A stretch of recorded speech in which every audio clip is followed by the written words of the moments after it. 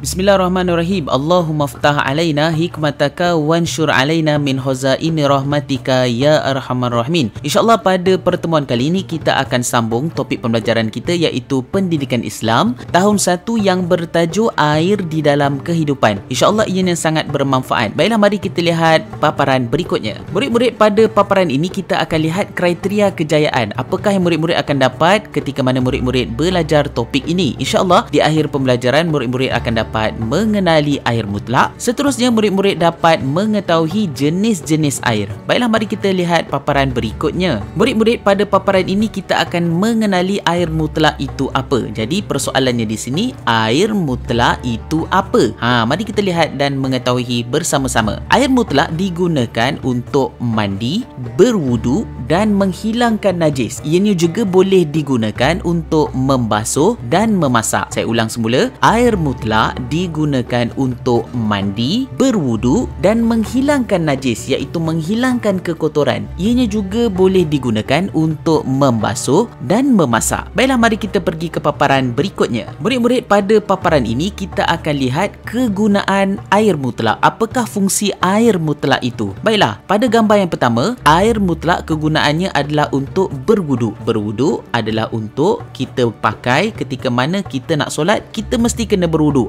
Ataupun ketika mana kita ingin membaca Al-Quran, maka perlu berwudu ataupun bersuci. Kedua, memasak.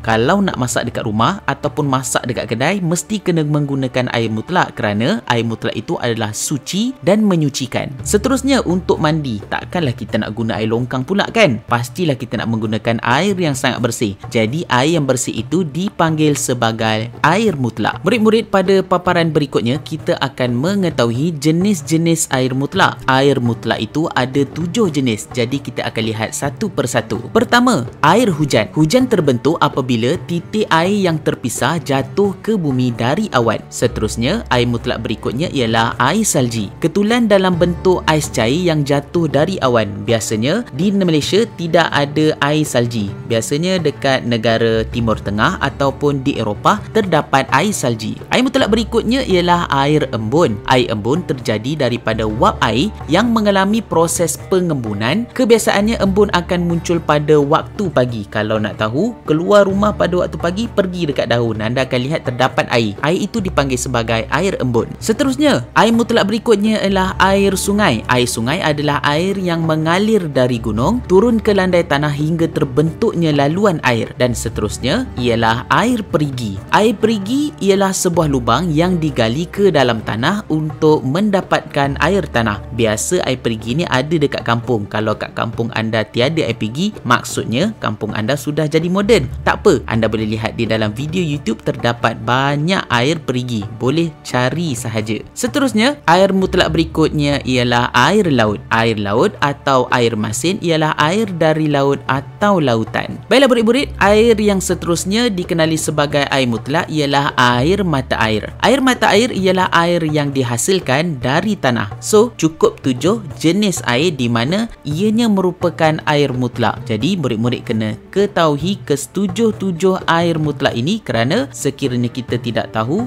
ianya menjadi masalah kepada kita ketika mana kita tidak mempunyai air. Sekurang-kurangnya ketika mana air pipe kita tidak mempunyai air, kita boleh cari air sungai, kita boleh cari air laut, kita boleh cari air mata air dan sebagainya sebagai punca air yang bersih untuk kita lakukan aktiviti ibadah kita ataupun aktiviti seharian kita. Alhamdulillah, itu dia tadi pembelajaran kita pada topik kali ini. Kriteria kejayaan, murid-murid telah berjaya mengenali air mutlak dan seterusnya murid-murid juga berjaya mengetahui jenis-jenis air. Murid-murid, sekiranya anda mempunyai masalah untuk memahami topik pembelajaran ini, jangan lupa untuk mengulangi video ini dan sekiranya anda masih tidak faham, sila rujuk kepada guru pendidikan Islam di sekolah masing-masing. Insya-Allah anda akan mendapat kefahaman yang lebih jelas. Alhamdulillah, itu dia tadi pembelajaran kita pada kali ini. Insya-Allah ianya memberi manfaat kepada kita semua. Bagi anda di luar sana, jangan lupa tekan butang subscribe di bawah sebagai tanda sokongan anda pada channel ini. Okey, itu saja daripada saya, Abu Has Channel. Wabillahi taufiq wal hidayah. Assalamualaikum warahmatullahi taala wabarakatuh.